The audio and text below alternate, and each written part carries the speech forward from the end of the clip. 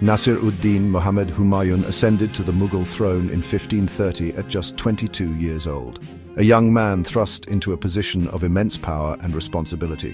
His father, Babur, had left behind a vast but unstable kingdom, a fledgling empire that was still finding its footing in the Indian subcontinent.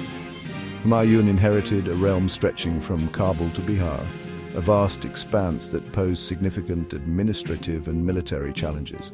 Maintaining control over such a large area required immense skill, resources, and a loyal administration, all of which were in short supply. Humayun, known for his courage and acts of generosity, was also considered indecisive by many of his contemporaries, a trait that would prove costly. The Mughal army, though formidable and well-trained, had suffered significant losses and faced issues of loyalty among its ranks. The treasury was strained by the constant need to maintain a large standing army and to quell numerous rebellions that threatened the empire's stability. Adding to Humayun's woes was the ambition of his brothers, who each harbored their own desires for power and influence. Babur's division of his dominions among his sons led to internal conflict, as each brother sought to expand his own territory at the expense of the others. Their rivalries and constant power struggles undermined Humayun's authority and weakened the Mughal Empire, making it difficult for him to establish a stable and unified rule. Humayun faced numerous enemies from all directions, each eager to exploit any perceived weakness in the Mughal Empire. These adversaries were not just opportunistic, but also highly strategic, understanding the value of timing and alliances. In the east, Sher Shah Suri, an Afghan chieftain, posed a constant threat. He was a formidable opponent with a keen military mind. Sher Shah had established a strong power base in Bihar and Bengal, regions rich in resources and strategically important. To the west, Bahadur Shah, the Sultan of Gujarat, sought to drive the Mughals out of India. His ambitions were fueled by a desire to expand his own dominion. The Rajput kings, renowned for their valor and fierce independence, constantly sought to regain their autonomy from Mughal rule. These external threats, combined with internal divisions and court intrigues, created a perfect storm of challenges for Humayun. Humayun needed all his courage, cunning, and resources to navigate these treacherous waters. His ability to strategize and adapt was constantly put to the test. Securing his legacy as the ruler of the Mughal Empire was a daunting task, requiring not just military might but also diplomatic finesse and visionary leadership.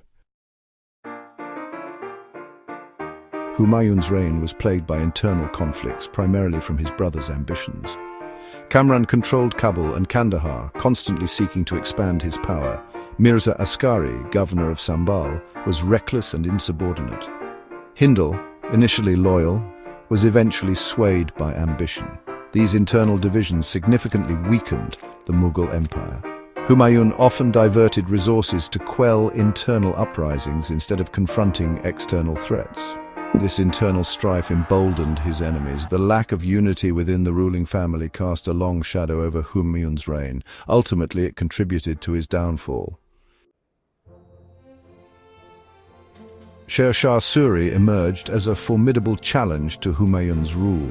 A brilliant strategist, Sher Shah consolidated power in the eastern regions. In 1539, the Battle of Chausa saw Sher Shah rout Humayun's forces. The following year, the Battle of Kannauj resulted in another crushing defeat for Humayun. Sher Shah's control over the Gangetic Plains forced Humayun into exile. Humayun spent the next 15 years wandering through the deserts of Sindh. His brothers, instead of offering support, added to his woes. Kamran refused to provide refuge, fearing Sher Shah's wrath. Humayun sought assistance from Shah Tahmasp, the ruler of the Safavid Empire in Persia. Humayun's arrival in Persia was fraught with challenges. The journey itself was perilous, and upon arrival he faced a new set of obstacles.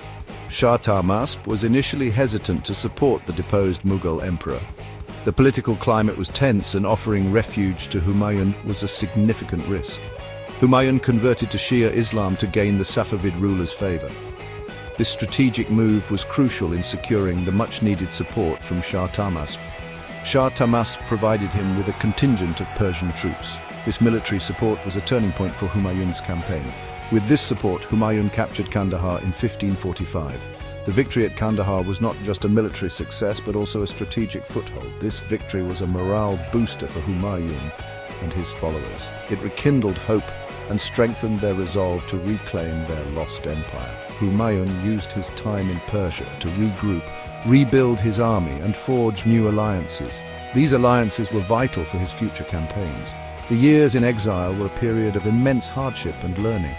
Humayun faced numerous challenges but emerged stronger and wiser. Humayun, tempered by adversity, awaited the opportune moment to reclaim his empire. His experiences in exile had prepared him for the challenges ahead. His return to power would mark a pivotal chapter in the history of the Mughal Empire. It was a testament to his resilience and strategic acumen.